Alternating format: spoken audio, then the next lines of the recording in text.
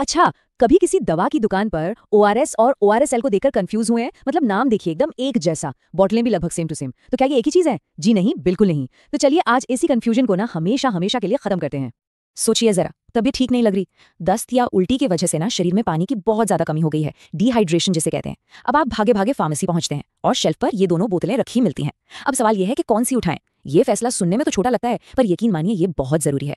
जी हाँ, बिल्कुल, क्योंकि मामला सिर्फ स्वाद या ब्रांड का नहीं है। अगर गलत ड्रिंक चुन ली ना, खासकर तब जब शरीर पहले से ही इतना कमजोर हो, तो तबीयत सुधरने के बजाय और बिगड़ सकती है। इसीलिए इन दोनों के बीच का फर्क समझना बहुत बहुत जरूरी है। और पता है, बस यही एक लाइन, यही इन दोनों के बीच का सबसे बड़ा फर्क है। एक है मेडिकल इलाज और दूसरा वो बस एक लाइफस्टाइल ड्रिंक है।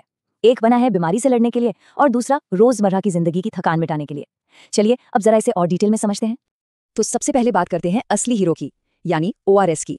देखिए, ये कोई आम कोल्ड ड्रिंक या जूस नहीं है, ये एक मेडिकल स्टैंडर्ड है। एक ऐसी चीज जिसे दुनिया भर के डॉक्टर न जाने कितने सालों से लेने की सलाह देते आए हैं।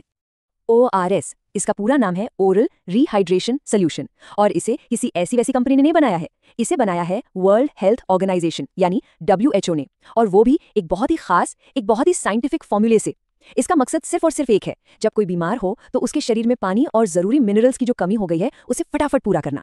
इसका जो फॉर्मूला है ना वो साइंटिफिकली डिजाइन किया गया है। मतलब इसमें नमक और ग्लूकोज का एक इतना परफेक्ट रेशियो होता है, इतना सटीक अनुपात, कि वो शरीर को पानी एब्जॉर्ब करने में, मतलब सोखने में सबसे ज्यादा मदद करता है। हाँ, हो सकता है इसका टेस्ट उतना अच्छा न लगे, लेकिन इसका काम स्वाद देना है ही नहीं, इसका काम है इलाज करना। चलिए अब कहानी के दूसरे किरदार की तरफ चलते हैं। अब बात करते हैं ओआरएसएल की। इसे हम एक कह सकते हैं कि एक लाइफस्टाइल ड्रिंक की कैटेगरी में रखेंगे। ओआरएसएल जो है वो एक ब्रांड का नाम है। ये एक कमर्शियल ड्रिंक है। इसका मकसद मेडिकल ट्रीटमेंट बिल्कुल नहीं है। ये बना है रोजमर्रा की जरूरतों के लिए।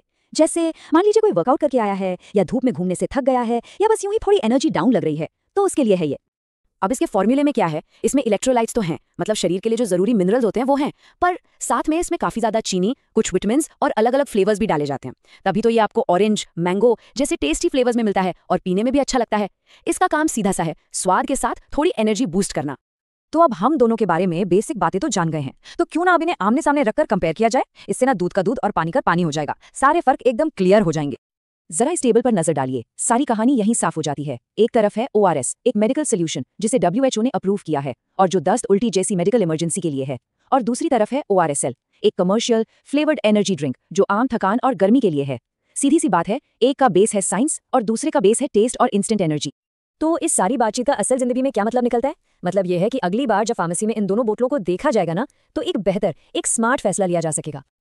अच्छा, इसे याद रखने का सबसे सिंपल तरीका, अगर डिहाइड्रेशन किसी बीमारी की वजह से है तो जवाब हमेशा ओआरएस होना चाहिए, और अगर ये सिर्फ आम थकान या पसीने की वजह से है तो ओआरएसएल एक ऑप्शन हो सकता है। बस इतना याद रखिए, एक है मेडिकल जरूरत और दूसरी है लाइफस्टाइल चॉइस। और एक सबसे जरूरी बात, ओआरएस एक दवा की तरह है, जबकि ओआरएसएल एक एनर्जी ड्रिंक। और ये बहुत जरूरी है कि जब डिहाइड्रेशन सीरियस हो तब ओआरएसएल बिल्कुल ना पिएं। क्यों? क्योंकि इसमें जो एक्स्ट्रा चीनी होती है ना, वो हालत को सुधारने के बजाय और बिगाड़ सकती है। तो बॉटम लाइन क्या है? बीमारी में ओआरएस और नॉर्मल थकान में ओआरएसएल। तो अगली बार जब फार्मेसी की शेल्फ पर ये दोनों एक साथ रखे दिखे तो एक सेकंड के लिए रुककर सोचिएगा, क्योंकि अब सिर्फ एक बॉटल नहीं उठाई जा रही होगी, अपनी जरूरत के हिसाब से एक सही चॉइस की जा रही होगी। और सही जानकारी होना ही तो समझदारी है ना?